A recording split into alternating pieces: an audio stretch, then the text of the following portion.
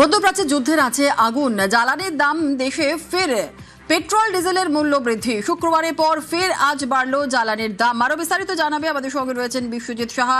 বিশ্বজিৎ, দেশে ফের পেট্রোল ডিজেলের মূল্য বৃদ্ধি, কত টাকা বাড়লো? একদমই কলকাতায় পেট্রোলের দাম বেড়েছে 96 পয়সা প্রতি লিটার এবং ডিজেলের দাম বেড়েছে 94 পয়সা প্রতি লিটার। কিন্তু প্রশ্ন যেখানে 15ই মে দাম বেড়েছিল এক দফায়, 14ই মে থেকে 15ই মে দাম বেড়ে যায়। তারপর আবার 4 দিনের তফাতে আবার 19শে মে আজ সকালবেলা থেকেই পেট্রোল এবং ডিজেলের জন্য অতিরিক্ত পয়সা দিতে হবে। পেট্রোল পাম্পে গেলেই পেট্রোল পাম্পের এই মুহূর্তে কলকাতায় যে দাম হয়েছে আজ সকাল থেকে 109 টাকা 70 পয়সা পেট্রোলের দাম এবং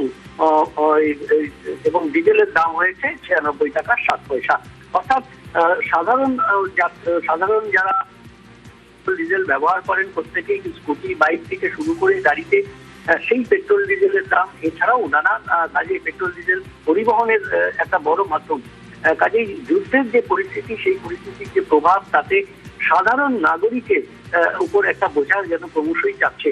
15ই মের পর আবারও 4 দিনের মাথায় আবারও দাম বাড়লো, অর্থাৎ পরপর দাম বেড়েই যাচ্ছে এবং এই যে দাম বৃদ্ধি তার সাধারণ মানুষের উপর সরাসরি যেমন একটা প্রভাব পড়ে এই পেট্রোল ডিজেলে, তেমনি এই পেট্রোল ডিজেল বা জ্বালানি তেলের দাম বাড়া মানে সমস্ত পরিবহনের উপর একটা প্রভাব পড়বে, সমস্ত জিনিসের দামের ক্ষেত্রে এর একটা প্রভাব পড়বে, কারণ পরিবহনের মাধ্যমে সমস্ত জিনিস আসে সাধারণ মানুষের কাছে। একেবারে ধন্যবাদ ধন্যবাদ বিশ্বজিৎ।